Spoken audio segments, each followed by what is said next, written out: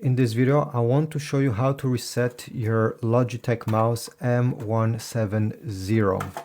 So to do it, first of all, we need to remove the battery, all right, and turn the mouse off. Now what you need to do is to keep press the left click, the middle button, okay, the scroll wheel, this is a button, and also the right button. Keep these three pressed, just like the way I'm doing it. Then insert the battery inside of the mouse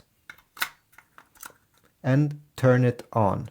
Stay like this 10 seconds, and after 10 seconds you can release the buttons and the mouse will be resetted, and you just have to connect the dongle that comes with it to your computer or tablet or whatever device you want to use, and this is about it.